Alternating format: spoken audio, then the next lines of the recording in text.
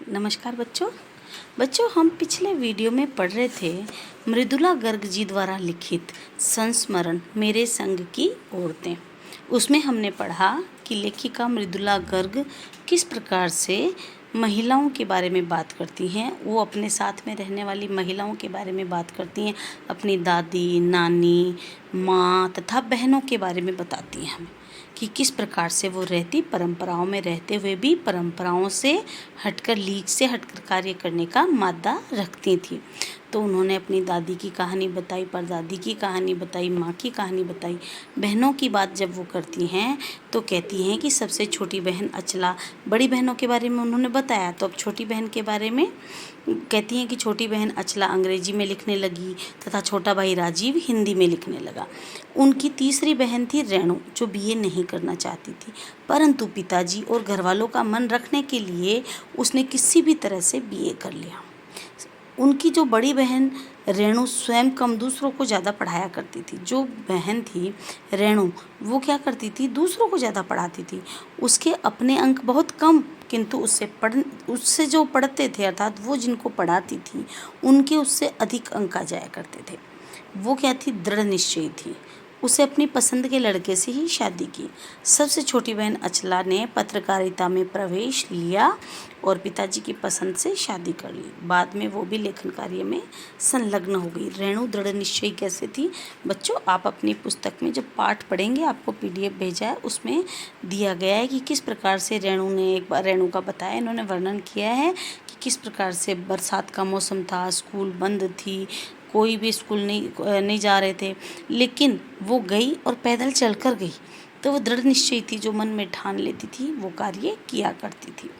और विवाह की लेखिका अपनी बात करती है। अब लेखिका स्वयं के बारे में जब बात करती है तो कहती है कि विवाह के बाद में वो बिहार के डालमिया नगर जैसे पिछड़े स्थान पर गई, अर्थात वहाँ पर उनको रहना पड़ा। यहाँ सिनेमा देखने के लिए पति पत्नी भी अलग बैठते थे। मतलब रूढ़ियों के बारे में बताया है, जो समाज किस प्रकार से था उसके बारे में बताया।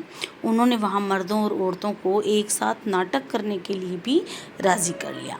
और लेखिका कहती है कि वहाँ पे कैथोलिक विश्व स्कूल खोलने की उन्होंने वहाँ पे प्रार्थना की। मतलब सबसे पहले वो कहती कि मैं भी वहाँ पे पढ़ाना चाहती थी, किंतु बच्चों के लिए पढ़ने को अंग्रेजी मीडियम के स्कूल न होने के कारण उन्होंने स्वयं ने भी कोशिश की। और एक बार नाटकों से जो अकाल राहत कोष के लिए धन भी एकत्र किया। जब वो नाटक खेलती महिला पुरुषों को साथ में, तो उन्होंने वो राहत कोष के लिए भी दान दिया। अब उसके बाद में लेखक कर्नाटक के बागलकोट में रहने लगी। वहाँ उन्होंने कैथोलिक बिशप स्कूल खोलने की प्रार्थना की, जिसे उन्होंने अनसुना कर दिया। बाद में अनेक लोगों की मदद से अंग्रेजी, कन्नड़, हिंदी सिखाने वाला स्कूल खोला तथा स्कूल को कर्नाटक सरकार से मान्यता भी लेखिका ने दिलवाई। अब लेखिका थी शहर में, अकेले मंजिल की ओर बढ़ते जाने का मजा ही कुछ और। वो सोचा करती थी कि अकेले मंजिल की ओर बढ़ते जाने का मज़ा ही कुछ और था। तो बच्चों, आपको ये पाठ भली भांति पढ़ना है। मैं एक बार दोबारा से इसकी थोड़ी सी शुरू से लेके अंत तक सार बताने की कोशिश करती हूँ, जिससे इकट्ठा आपको थोड़ा सुनने में मदद मिलेगी, सीखने में मदद मिलेगी। ये पाठ है संस्मरण, मृदुला गर्ग जी द्वारा लिखा गया संस्मरण है। प्रस्तुत पाठ में मेरे संग की औरतें जो पाठ है, नए शैली में लिखा हुआ संस्मरणात्मक गद्य है। ये परंपरागत जीते हुए जो लोग लीक से हटकर जो महिलाएं चलती थी, उन महिलाओं के ऊपर ये केंद्रित पाठ है। समकालीन हिंदी कथा साहित्य की प्रसिद्ध लेखिका मृदुला गर्ग ने ये पाठ लिखा है। तो इसमें उन्होंने संपूर्ण पाठ का जो केंद्र बिंदु बताया महिलाएं हैं, और इसमें लेखिका ने बताया अपने परिवार की विभिन्न औरतों के बारे में, नानी, माँ, 4 अन्य बहनों के बारे में बताया। उन्होंने घरेलू तथा आर्थिक, सामाजिक, शैक्षणिक स्थिति के बारे में बताया। अपनी नानी के बारे में लेखिका लिखती है कि नानी परंपरागत पारदर्शी महिला थी।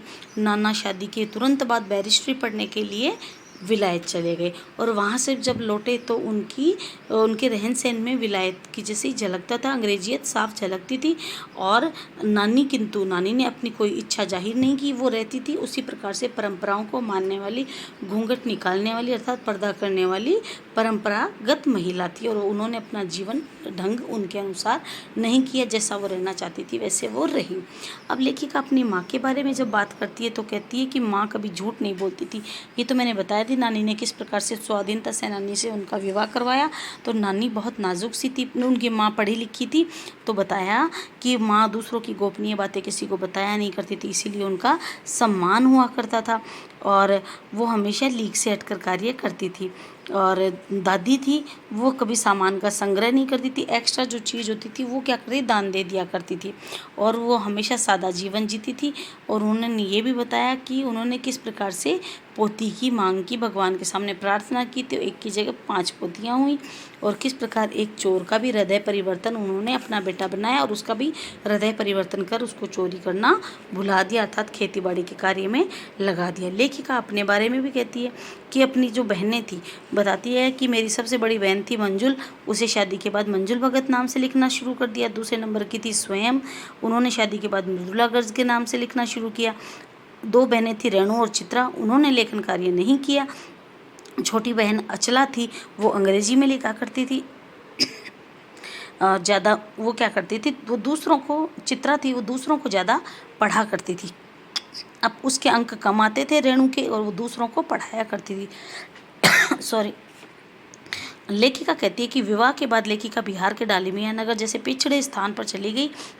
वहाँ सिनेमा देखने के लिए लोग आते थे और पति पत्नी भी अलग बैठा करते थे। उन्होंने वहाँ पति पत्नी को साथ में बैठाने लिए और नाटक करने के लिए राज़ी कर लिया। उन नाटकों से जो आय हुई उसको क्या दान में दिया, अर्थात वो बाढ़ पीड़ितों की मदद के लिए दिया। और बाद में वो कर्नाटक में जाकर अंग्रेजी कन्नड़ सिखाने वाली एक स्कूल भी खोली। लेखिका सोचती शहर में अकेले मंजिल की ओर बढ़ना का मज़ा बहुत अलग है।